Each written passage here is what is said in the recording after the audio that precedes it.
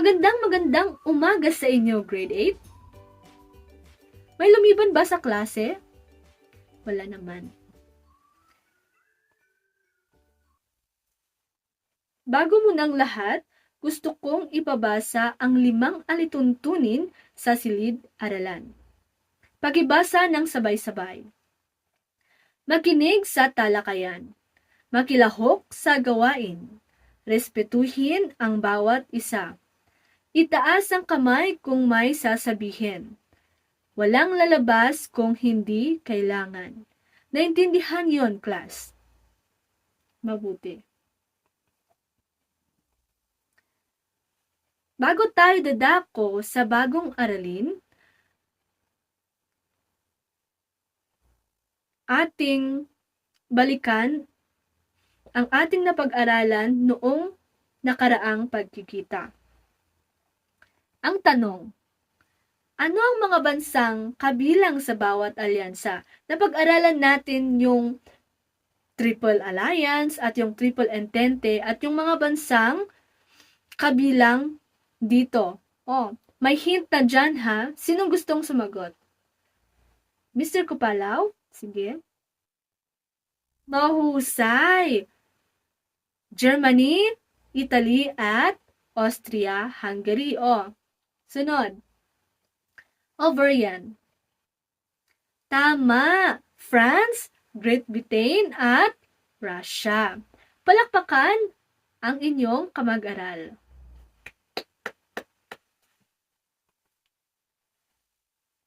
Ngayon, susubukan naman ninyo ang larong Guess the Country Game. Handa na ba kayo?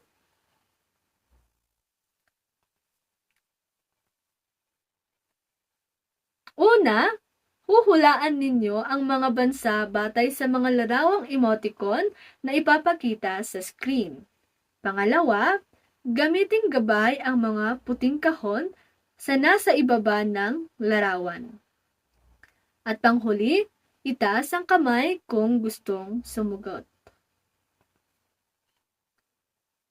Sinong gustong sumubok? Ana. Germany kaya? Sige nga, tingnan natin.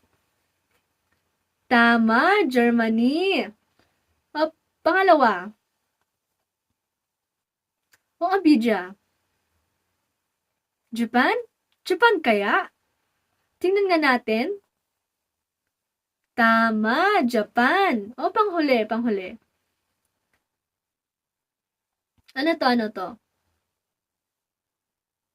Yes, Ben. Bibigyan kita ng isang hint. Sige nga. Sige na nga. Hungary? Hungary ba? Sige, tingnan natin. Tama, Hungary. Sa tingin ninyo, sa maikling aktibidad na iyon, ano kaya ang koneksyon niyan sa pag-aaralan natin sa oras na ito? Ano? May connection siya. May connection ang mga bansa na nabanggit kanina. Saan kaya sila may connection? Tama, sa unang digmaang pandaigdig. Kaya ito ang ating pag-aaralan sa oras na ito. Ito ay patungkol sa mahahalagang pangyayari noong unang digmaang pandaigdig. Pagkatapos ng talakayan, inaasahang natutukoy ninyo ang mga bansang naging bahagi ng unang digmaang pandaigdig. Pangalawa, na ipapahayag ninyo ang sariling damdamin sa kalagayan ng mga bansang sangkot sa unang digmaang pandaigdig. At panghuli, ay nahihinuhan ninyo ang mga implikasyon ng pagbabagong dulot ng unang digmaang pandaigdig sa bansang sangkot sa unang digmaang pandaigdig noon at sa kasalukuyan. Ito ang tatlong ating pag-aaralan o pag-uusapan sa oras na ito. Ito ay ang mga salik ng pagsiklab ng unang digmaang pandaigdig. Pangalawa ay ang mga bansa na naging bahagi ng unang digmaang pandaigdig. At panghuli ay ang kalagayan ng kanilang lipunan bago at ngayong sa noon at sa unang digmaang pandaigdig. Una, mga salik ng pagsiklab ng unang digmaang pandaigdig.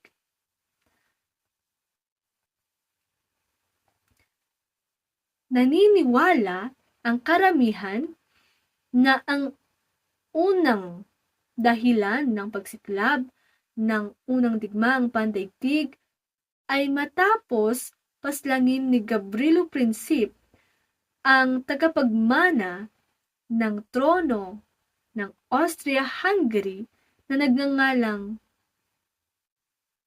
Franz Ferdinand. Siya ay isang archduke sa Austria-Hungary. Kabilang na dito ang kanyang asawa na si Sophie. Dahil dyan, pagkatapos ng insidente,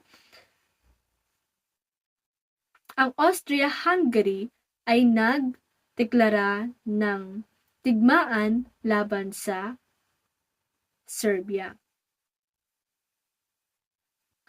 Ngunit noon pa man, may sariling layunin na ang iba't ibang bansa na sangkot sa unang digmaang pandaigdig. Ito ay nasyonalismo. Si Gavrilo Princip ay isang nasyonalista na taga Bosnia, Serbia. Ninanais niyang magkaroon ng kapayapaan at maging isang ganap na bansa ang Serbia. At malalo na yung Bosnia na mapabilang sa Serbia. Pangalawa ay ang militarismo. Paramihan at palakasan ng armas ang bawat bansa. Pangatlo ay ang imperialismo. Gusto ng mga bansa na ipakita na sila ang mas mahusay, sila ang mas magaling at mas malakas kaysa sa ibang bansa. At pang-apat ay ang pagbuo ng mga alyansa. Nabanggit natin sa nakaraang pagkikita na may dalawang alyansa na nabuo. Ito ang Triple Alliance at ang Triple Entente. Pero hindi lang doon nagtatapos. Marami pang alyansa ang nabuo. Kabilang na dito ang Central Powers.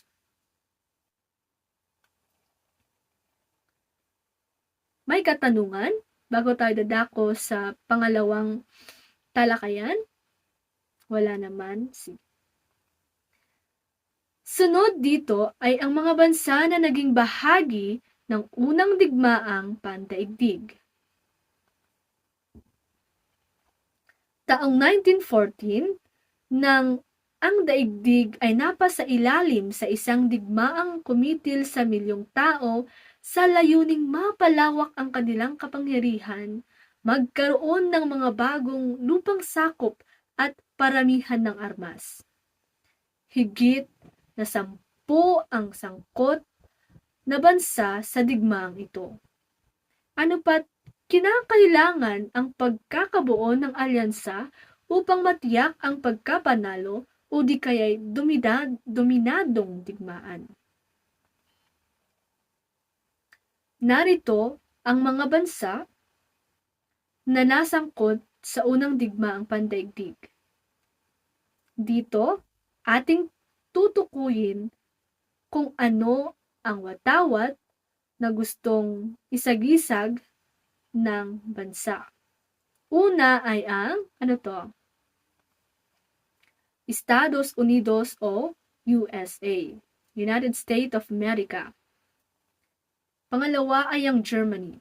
Ang Germany ay naniniwala na sila ay napapabilang sa pinakamalakas at pinakamakapangyarihang lahi. Katulad na lamang sa ating katawan. Pakaisipan ninyo na iba't ibang bansa ang ating katawan. At ang pinakamataas ay ang kulay itim, At tingnan ninyo dyan sa Germany. Yan ang gusto niyang ipahiwatig. Yun ang pakaisipan ninyo sa watawat ng Germany, ha? Sunod naman dito ay ang Japan. Isang bansa ng Asia na nasangkot sa labanan ng iba't ibang bansa sa Europa. Sunod naman ay ang Belgium. Ang Belgium ay katabi lamang ng Germany o nasa gitna ng Belgium ang Germany at ang France. Ang Belgium ay nananahimik, ngunit sa kagustuhan ng Germany na tumawid sa kanilang bansa patungong Pransya, itinanggihan naman ng Belgium. Yun ang naging dahilan kung bakit nagdeklara ang Germany laban sa Belgium. Kaya napilitan naman ang Belgium. Pakaisipan nyo lang na yung watawat na yun na naging magkaaway ang Germany at Belgium. Kaya iba yung posisyon. Sunod naman ay ang Russia. Pakaisipan nyo lang na yung watawat ng Russia is malapit sa watawat ng Pilipinas. Sunod naman dito ay ang Italy. Italy ba kaya? Tingnan natin. Italy nga. Italy. Green, white, red ang kulay na nakataas. Sunod naman dito ay ang France. Blue, white, red ang kulay. Sunod naman dito ay yung Hungary. Pakaisipan nyo na lang na parang nagugutom kayo, na parang naghahanap kayo ng layer na pagkain. Diyan nyo iisipin yung watawat ng Hungary. Hungary kaya to? Oo, Hungary. Next, ang watawat ng Austria. Pakaisipan nyo na lang na dito sumiklab ang digmaan. Kaya kulay dugo ang kanilang watawat. At ang huli ay ang watawat ng Great Britain. London ngayon, mas kilalang London sa ngayon.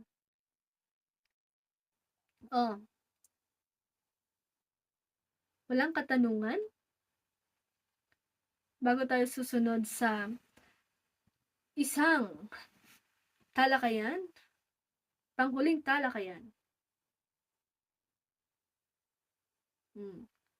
Oo, dapat yung pakaisipan yung disenyo ng watawat kasi itatanong ko yan mamaya lamang. Nabanggit na natin kanina na nabuo ang Triple Alliance at yun ay binubuo ng mga bansang Germany, Italy at Austria-Hungary. Samantalang, ang Triple Entente naman ay binubuo ng 3 bansa na France, Great Britain at Russia. Kasunod nito ay ang pag-anib ng iba pang mga bansa upang makipagkampihan dito at makakuha ng proteksyon.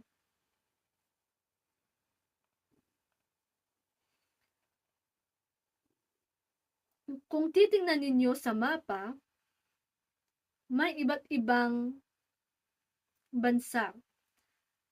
Sa Russia, tinatawag itong Russian Empire. Pati yung Germany, German Empire. Ang Austria-Hungary, tinatawag na dual monarchy. Yung Serbia, yung France. Ano pa yung sangkot na bansa? Yung Ottoman Empire, na sangkot din yan, pero hindi gaano. Ito yung tinatawag na Turkey sa ngayon. Yung Belgium, o tingnan ninyo, pinagigitnahan ng France at Germany. Naipit nga lang. So, sunod, ating pang kilalanin. Ayan. Kapag tingnan natin, bakit may asul na para bang teritoryo dati ng Russia at teritoryo dati ng Serbia? Sa katunayan kasi niyan, ang Serbia kasi ay isang bansa na yan. Ngunit dahil sa imperialismo, ang Austria-Hungary ay sinakop ang banda ng Serbia.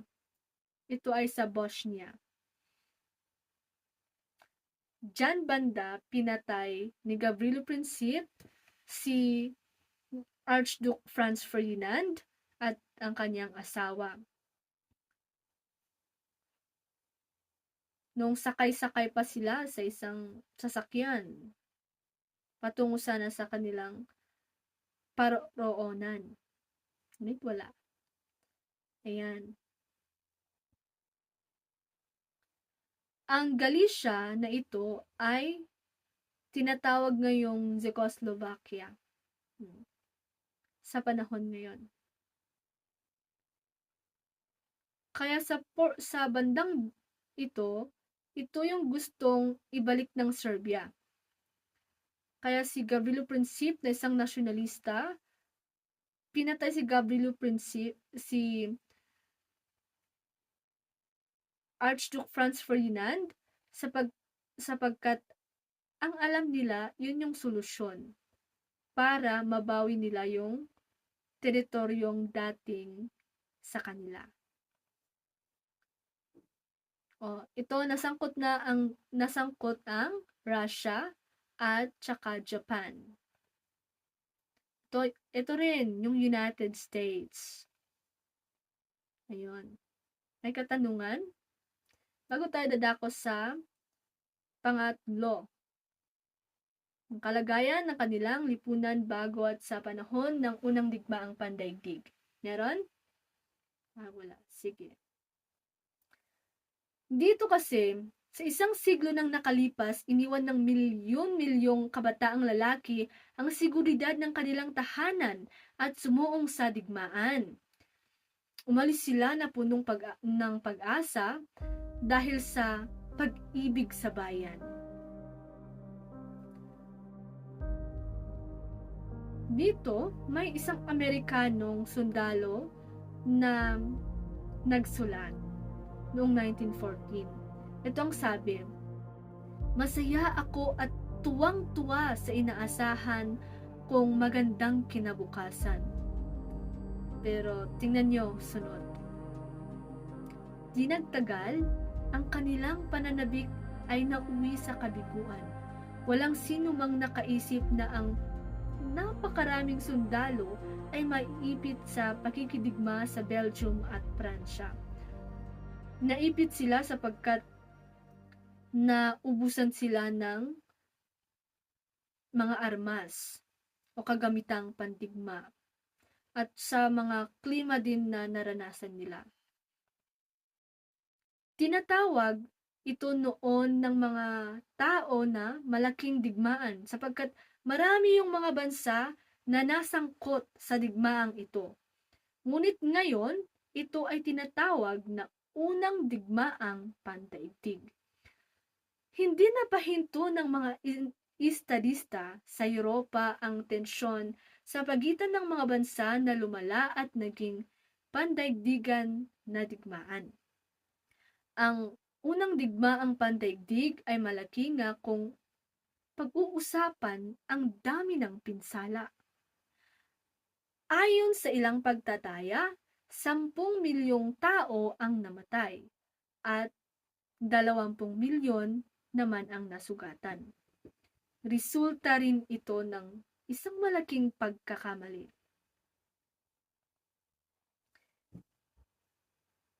Hindi napahinto ng estadista ng Europa ang tensyon sa pagitan ng bansa na lumala at naging pandaigdigang digmaan.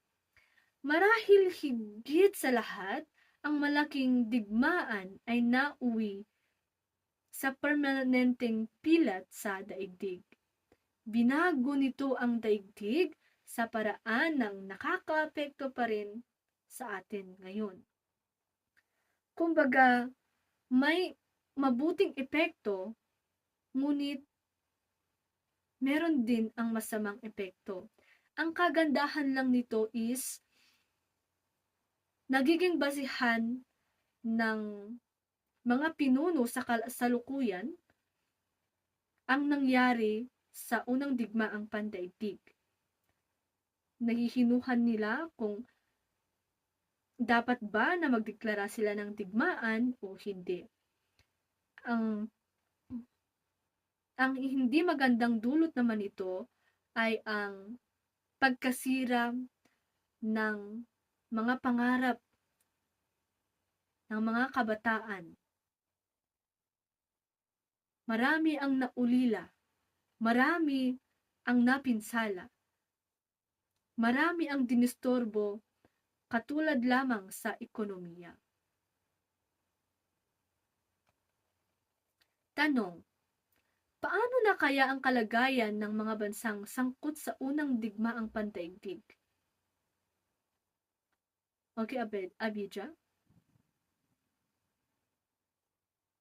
Oo. Katulad nga sa sinabi ko kanina,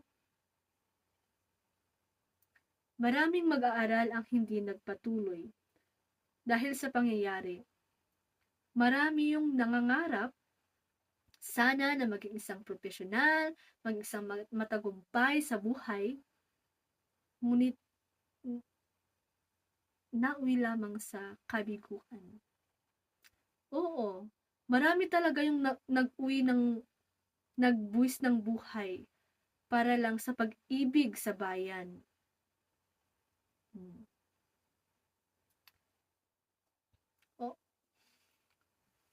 Oo, may magandang epekto, pero meron din yung hindi magandang idinulot.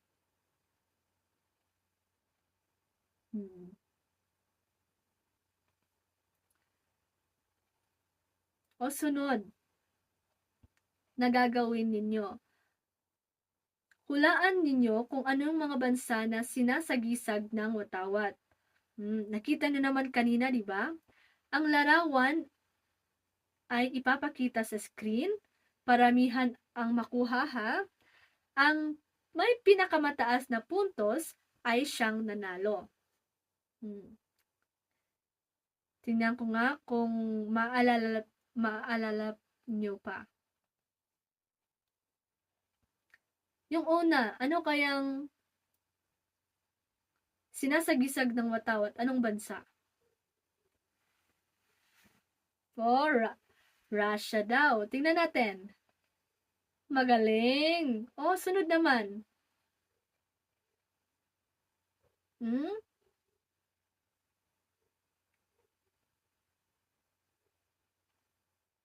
Italy? Tingnan natin. Tama pala, Italy. Sunod. France. Sunod. Hungary. Sunod. Alam niyo na to Estados Unidos. Yung simbolo ng buhok na sinabi ko kanina? Tama, Germany. Sunod, posible namang hindi nyo alam yan. Japan. Oo. Sunod ay, yung bansang napapagitna sa Germany at France? Tama, Belgium.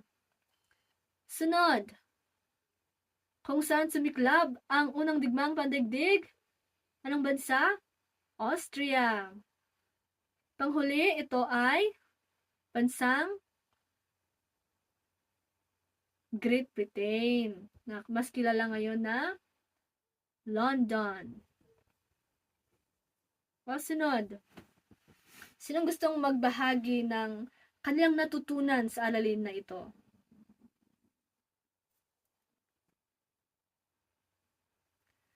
Magaling! Maraming salamat sa iyong sagot. Kaya ngayon, maghanda na kayo ng buong papel upang gawin ninyo ang noon at ngayon sa panahon ng unang digmaang pandaigdig. Gawan niyo yan ng Venn diagram. Anong gagawin niyo dyan? Sa kaliwang bilog, isulat ninyo ang kalagayan ng lipunan sa panahon ng unang digmaang pandaigdig noon. At sa kasalungat naman yan ay isusulat ninyo yung kalagayan ng lipunan sa kasalukuyan ngayon. So, sa mga bansang naapektuhan sa unang digmaang pandaigdig. At sa gitna naman, isusulat ninyo dyan yung pagkakatulad o aral na makikita nyo sa dalawang panahon. At pagkatapos, ipaliwanag nyo sa klase ang inyong obserbasyon sa loob ng 2 o 3 minuto. Maaari nyo niyang ibahagi sa susunod na pagkikita. So, gawing gabay ang pamantayang ito. Yung nilalaman, dapat makikita dyan ang naipapakita na malinaw ang pagkakaiba at pagkakatulad ng lipunan noon at ngayon. Pagpapahalaga, naipapahayag ang aral at pagpapahalaga ng kapayapaan at pagbabago sa lipunan. At ang panghuli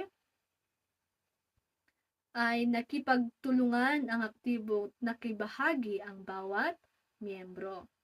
May katanungan? Wala naman? Sige, gawin nyo na yan.